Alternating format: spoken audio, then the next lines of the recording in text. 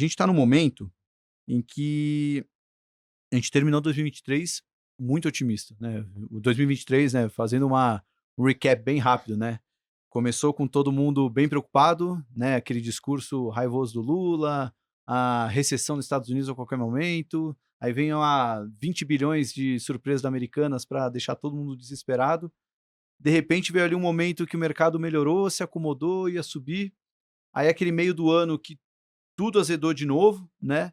O mercado começou a ficar mais complicado e os últimos 2 meses de 2023 foi, né, o soft landing dos Estados Unidos vai acontecer, ou pelo menos o mercado põe na conta, o juro lá fora vai começar a cair, aqui também, e tivemos um dos melhores bimestres de não sei há quanto tempo que bolsa e outros ativos não subiam tanto.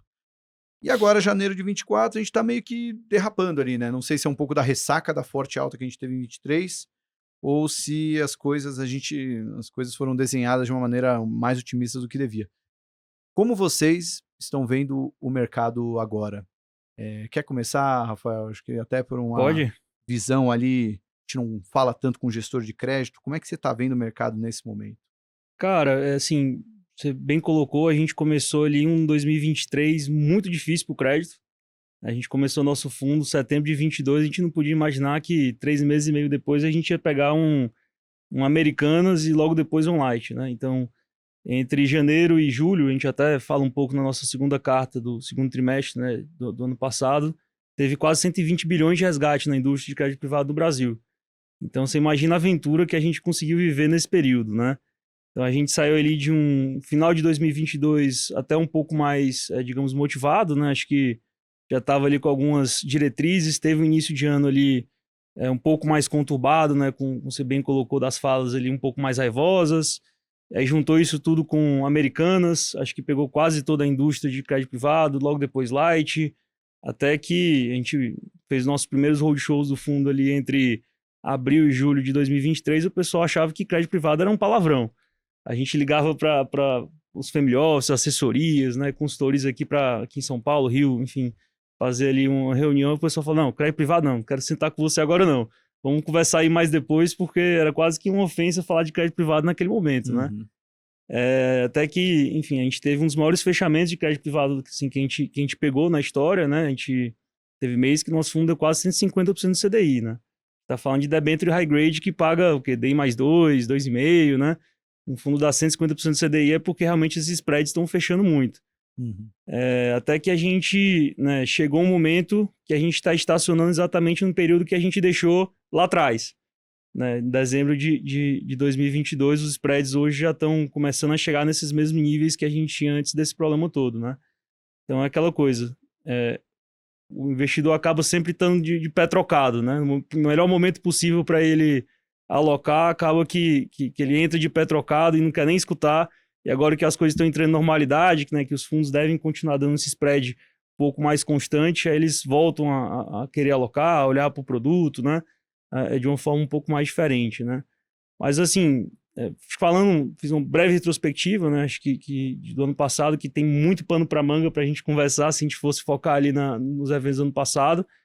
Mas olhando daqui para frente, a gente acha que a gente deve ver um pouco mais de normalidade. Acho que ao longo do ano passado, ali perto de julho, o pessoal basicamente começou a afastar qualquer tipo de corte de Selic, estava falando aí de basicamente Selic de 2 dígitos, quase que ad eterno aqui no Brasil. E aí, quando começou a chegar um pouco mais perto ali de agosto, já ficou um pouco mais, o cenário um pouco mais claro e começou a conversar de um corte. Daqui a pouco o pessoal começou a flertar ali com gente falando que ia ter que cortar 1%, ia ter que aumentar esse ritmo. E aí, logo depois chegou outubro, foi um dos piores meses da bolsa, né? Principalmente para as Uhum. small caps. Aí se afastou de novo a chance de corte mais rápido, enfim. Mas o que a gente está vendo agora, né, olhando para o final do ano, pô, Selic deve ir para o que o mercado tem previsto, e a gente atribuiria um risco de a Selic acabar o ano mais baixo do que a média do mercado está colocando ali no preço, né? Hoje a média está o quê? Perto de 9, né? Perto de 9. A gente está um pouco mais ali com o UBS, que eles soltaram aquele relatório que deve acabar ali perto de uns 8 a 9%, né? Então isso para o crédito privado, cara, é uma maravilha, porque acaba que as empresas que se financiam através do CDI, CDI mais percentual do CDI, acaba é, aliviando muito o bottom line ali das empresas. O percentual do CDI de CDI mais 2 em cima de um CDI de 3,75 é o quê? 110 CDI. Em cima de um CDI de 9, já vira um percento CDI mais 2 já vira algo muito mais interessante ali, 125, né? 120 altos do CDI. Então, assim, a gente espera agora um pouco mais de normalidade. A gente sabe que abril está chegando, né? E abril começa a história do fiscal novamente. Então, acho que o mercado, às vezes, é um pouco monotemático, né? Então, daqui a pouco, o pessoal vai começar aquela discussão de vai ser 80 bi de déficit, 40 bi, se vai ser 30. O governo está dizendo que era zero esse ano. Enfim, quando começar a chegar ali mais perto de abril, a gente deve ver aquela estressada clássica nas curvas de juros novamente. Mas a gente acredita que esse ano vai ser muito mais tranquilo, principalmente para o investidor, digamos, conservador, do que a gente viu ano passado com toda essa volatilidade no mercado de debêntures causadas, né, por Americana e Light. Mas só para, então, entender na prática ali, né? Porque quando a gente olha, né, para o mercado de ações, assim, a gente tem uma visão... Não é só porque o juro vai cair que a gente vai comprar bolsa, mas, obviamente, o juro caindo tanto aqui quanto lá fora, você diminui a taxa de desconto que você traz o valor, o fluxo de caixa futuro para valor presente das empresas e o valuation acaba representando isso. Por isso que as ações sobem e fora do fluxo que vem para a bolsa e tudo mais. Aí você falou muito da palavra normalidade, né? Uhum. A gordura que vai ter ali, o spread, né? Então, quando o juro cai para o crédito privado, acaba sendo muito bom porque o que você já ia ganhar, meio que aquele contratado, ele fica ainda maior do que a taxa de juros praticada. Quando Mais ou menos você isso? coloca em percentual do CDI, ele fica mais interessante, né? Então, o que eu falo é, se você tem CDI mais 2 em cima de 10%, você tem 12. Então, você está entregando 120 do CDI ali para o teu cotista. Se essa taxa vai para 8, já, você não está entregando mais 120, você está entregando mais, né? Uhum. Então, no relativo, ele fica mais interessante. Assim, o cara que investe em um LCI isenta, né, a 13,75, dificilmente ele vai querer tomar risco para ganhar um pouquinho a mais, ele ganhar o seu 109, 110, quando você desconta o imposto, você fica no 0 a 0. Né? Então acaba que quando a Selic cai, né, os próprios investidores procuram um pouco mais de risco, né, e as debêntures ela está exatamente para isso. Essa é outra pergunta que eu ia fazer. O quanto esses produtos incentivados, eles ajudam ou atrapalham vocês? Não sei o quanto vocês investem neles ou o quanto eles atrapalham ali. Porque nos últimos programas a gente tem visto a maioria gestor de ações ou multimercado e é um grande inimigo para eles, né? Porque é Sim. um investimento super...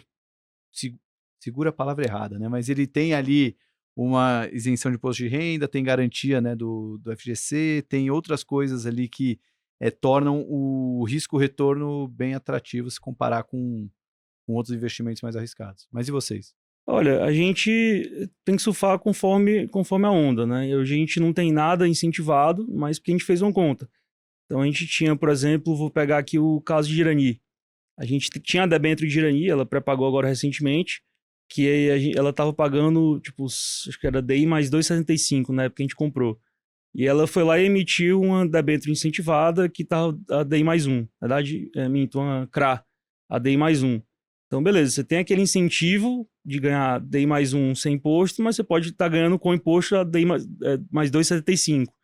Então, assim, na verdade, era um incentivo para a empresa, não para o investidor, né? Entendi, porque aí é fazer a conta, né? Porque o DI mais 2,75 é bruto, você tem que tirar o imposto de renda. É isso. Mas aí o retorno acaba sendo maior do que o da CRA. Então, qual foi o que a gente acabou percebendo? Que boa parte dessas debêntures incentivadas, se você ficar mais do que os 2 anos, quando a alíquota cai para os 15%, acaba saindo eles por eles ou ficando até melhor para as debêntures não incentivadas, né?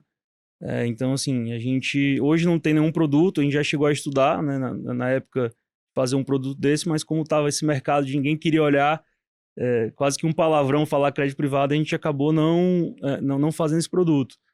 Mas eu acho que é aquela história, se é ruim comigo, imagina semigo, né? Então, acho que muita gente fala Jacuski, né? Foi muito verbal quanto a isso já, né? Mas... O Jacuski, acho, da entrevista que ele deu no Brasil Journal, que teve ali foi muito emblemático, né? Porque ele fala super mal desses produtos. Mas tem. Mas... É isso. Exatamente. Enquanto existir, como a gente tá aqui para ganhar dinheiro e não para ser padre, então eu vou investir. É isso. Então, assim, hoje a gente não tem nenhum, mas, cara, se for para ter, a gente tem, se não for para ter, também não. Então, assim, acho que ele contribui ao mercado ser maior, né? Lá no Ceará a gente fala que quanto mais cabro, mais cabrito. Então, quanto mais pessoas acessando o mercado de debêntures e ficando mais familiarizado, né, com esse tipo de investimento, acaba que você atrai para um todo, né? Então, no momento que você tira um cara que está no banco com um CDB e você coloca ele no universo de mercado de capitais, digamos, um pouco mais sofisticado, assim, para ele pular para uma debênture, para um mercado de ação ou para qualquer outra coisa, é um pulo. O difícil é tirar ele do CDB, LCA, LCI do banco e ir para um mercado um pouco mais sofisticado. Uhum. Mas depois disso, eu acho que acaba sendo, digamos, bom para o mercado como um todo, né? Então, não estaria ali digamos, um juízo negativo a esse tipo de produto.